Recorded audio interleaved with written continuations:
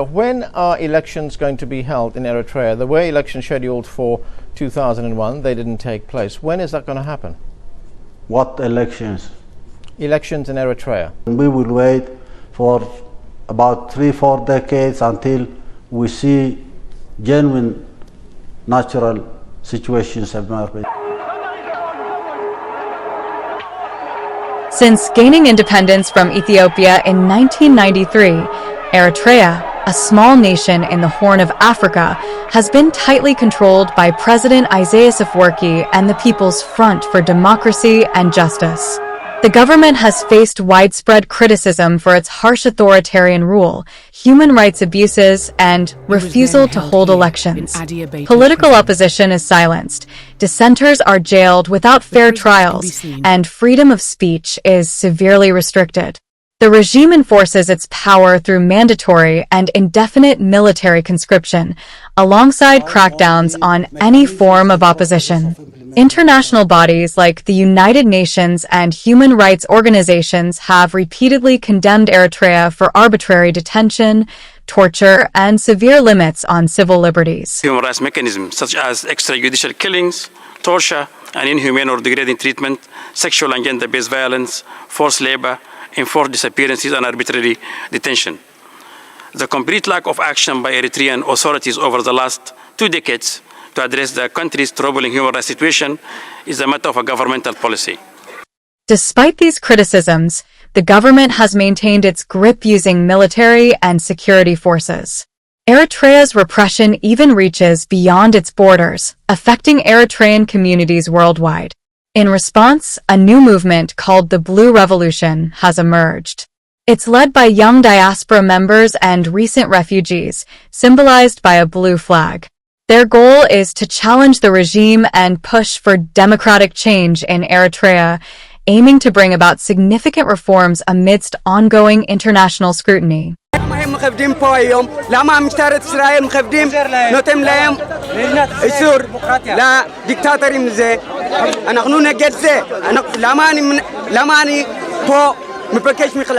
Throughout Eritrea's post-independence history, pockets of resistance and calls for democratic reform emerged sporadically. In 1994, a group of war veterans who had fought for Eritrea's independence voiced their discontent with the growing totalitarianism. They demanded democratic reforms and civilian governance, citing the sacrifices made during the liberation struggle. However, their calls were met with swift and severe repression by the regime, illustrating the lengths to which the PFDJ would go to maintain its grip on power. In September 2001, Eritrea faced another pivotal moment in its struggle for democratic governance. A group of prominent politicians and journalists, known as the G15, courageously stepped forward to demand constitutional implementation and comprehensive democratic reforms. Their call resonated with many Eritreans who had long awaited the fulfillment of promises made at independence. The G15, comprised of high-ranking officials and intellectuals, including ministers, military generals, and journalists, articulated their demands in an open letter to President Isaias Afwerki. They called for the implementation of the Constitution, which had been ratified in 1997 but never enacted, and urged the establishment of democratic institutions to ensure transparency and accountability in governance. This bold move by the G15 was met with swift and severe repression from the government. In a sweeping crackdown, the regime launched a campaign of arrests, targeting not only the G15 members, but also dissidents and independent journalists who supported their cause. The crackdown included the arbitrary detention of political leaders, military officials, and journalists who dared to question the regime's policies and demand reform. Independent media outlets that had provided critical voices and alternative perspectives were forcibly closed down. Journalists were arrested, their publications banned, and any semblance of dissent suppressed. The regime justified these actions as necessary to maintain national unity and protect against perceived threats to Eritrea's sovereignty. This is Dimsi Hofash, Eritrea. Peace be with you, our dear listeners. We bring you the news of today, Tuesday, September 18th, 2001. Independent news outlets have been found to be in contradiction with the laws and regulations governing the press in the country. Despite repeated reminders to operate in accordance with the law, effective today, September 18, 2001, the Eritrean government has temporarily suspended their operations.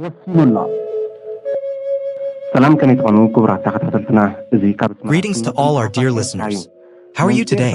This is Dimsi Hofash, Eritrea, broadcasting from Asmara. The government of Eritrea has initiated measures to address serious crimes related to sovereignty and national security. Over time, this threat to the country and its people has escalated, with boundaries continually being crossed. Consequently, individuals found guilty of these crimes have been apprehended.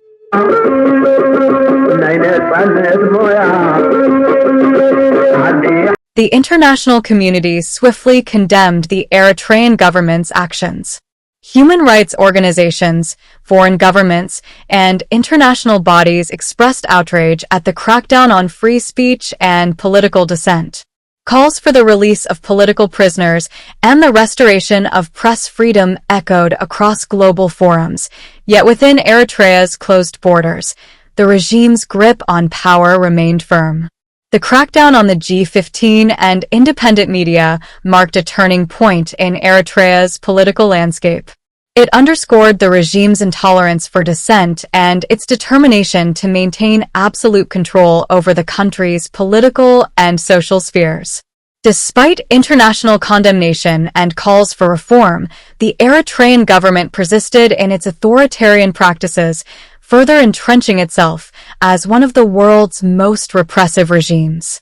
In 2013, there was a brief but significant moment of unrest in Eritrea when dissident soldiers tried to overthrow the government by taking over the Ministry of Information in Asmara. This uprising was a rare challenge to President Isaias Afwerki's strict rule. The soldiers behind the coup demanded political changes, like freeing political prisoners and ending the regime's oppressive policies. The coup attempt surprised many inside and outside Eritrea, briefly raising hopes for change. It symbolized a bold move against President Afwerki's strong control since Eritrea gained independence in 1993. However, the regime responded quickly and forcefully. Loyalist troops swiftly stormed the Ministry of Information, crushing the uprising and arresting the rebel soldiers. This showed the government's determination to keep its grip on power. After the failed coup, the regime launched a harsh crackdown. They arrested many soldiers suspected of involvement and cracked down on anyone seen as supporting the dissenters. This crackdown extended across the country, targeting not just the military but also political opponents and activists.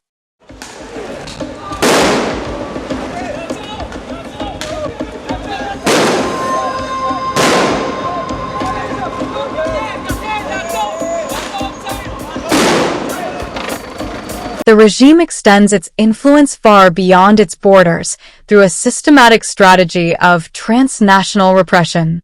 This phenomenon, orchestrated by the ruling regime under President Isaias Afwerki, targets Eritrean diaspora communities worldwide who oppose or challenge the government's policies and authority.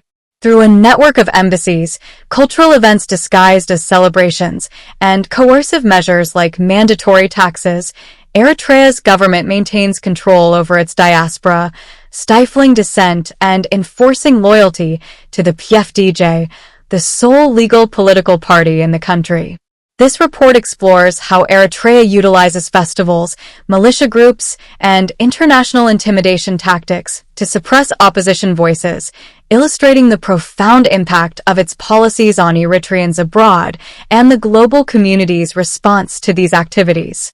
The Fourth Front, also known as 4G, was originally meant to defend Eritrea but has turned into a tool to control Eritreans abroad. Festivals organized by Eritrean embassies and local groups seem like cultural celebrations, but are actually used to spread government propaganda. Attendees are often pressured or threatened to participate and donate money. These events enforce loyalty to Eritrea's ruling party and support for its controversial actions. האירוע הזה זעזע אותנו, התביישנו מזה, וכואב לנו. כואב לנו, וגם מפחדים ומרגישים חסר ביטחון במדינה. אי אפשר, לאן עוד נברח? כאילו, אנחנו ברחנו מהרדיפה במדינה שלנו.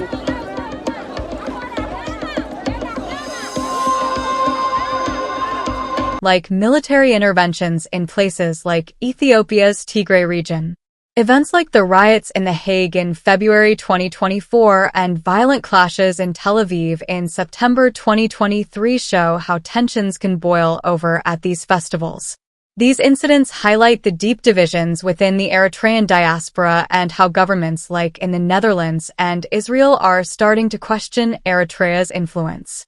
Eritrea's government uses tactics like mandatory 2% diaspora taxes and fundraising events to control Eritreans abroad.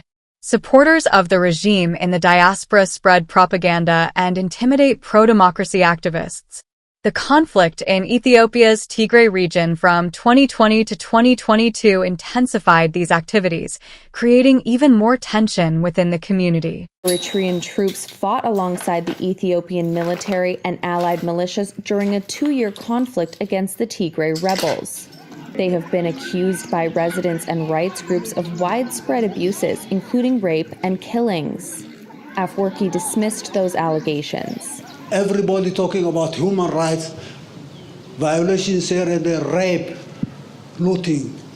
This is a fantasy in the minds of those who are owning this factory. I call a factory of fabricating misinformation. The Blue Revolution is a new movement among Eritreans abroad, mainly led by younger generations. They reject the current government and want democratic change. The movement is organized under the name Brigade Nhamadu, which translates to a group ready to fight and sacrifice for their homeland. The blue flag, a symbol of the autonomous region of Eritrea during its federation with Ethiopia, 1952 to 1961, has become the unifying symbol of the Blue Revolution. By adopting this flag, the movement rejects the legitimacy of the current regime and calls for a return to democratic principles. The Blue Revolution symbolizes a rejection of the unelected, non-constitutional, and non-parliamentarian dictatorship in Eritrea, advocating instead for a regime change in order of democratic transition and respect for human rights. In 2023, a crucial gathering took place in Tigray northern region of Ethiopia, bringing together leaders of the Blue Revolution alongside prominent Eritrean opposition members, human rights advocates, and global observers. This meeting marked a significant advancement in the struggle against Eritrea's totalitarianism regime. Discussions focused on mobilizing international support, unity among diaspora communities, and increasing diplomatic pressure on Isaias Afwerki's rule. Ethiopia, historically linked to Eritrea through both conflict and cooperation, was chosen as the venue, highlighting its regional significance and its role in supporting Eritrean opposition groups. The meeting concluded with a unified call for global condemnation of Eritrea's tactics of repression beyond its borders and a commitment to advancing democratic reforms within Eritrea. After the meeting in Ethiopia, the Blue Revolution escalated its efforts, moving from peaceful protests to preparing for armed struggle against the Isaias Afwerki regime in Eritrea. This decision came as a response to increasing repression, ongoing human rights abuses, and the regime's resistance to democratic reforms or dialogue. Brigade Nhamadu, BNH, emerged as a key force in this armed resistance movement. Made up of defected soldiers, disillusioned youth, and experienced opposition figures, Brigade Nhamadu began setting up training camps in secret locations. These camps were designed to train volunteers in guerrilla warfare tactics and strategic operations against Eritrean government forces. After the meeting in Ethiopia, Brigade Nhamadu fully united with other opposition groups who were already active in Tigray. This unity was crucial because it enabled them to consolidate their efforts and resources in Tigray, aiming to collectively challenge President Isaias Afewerki's government through armed resistance. Eritrea's Fourth Front and its tactics of transnational repression show how challenging it is for Eritreans living abroad. As tensions rise and more people speak out, the world is trying to figure out how to deal with Eritrea's strong control outside its borders. The Blue Revolution gives hope for change in Eritrea, pushing for fairness, responsibility, and human rights while challenging the regime's hold over its people overseas. Moving to armed struggle is a big step for the movement,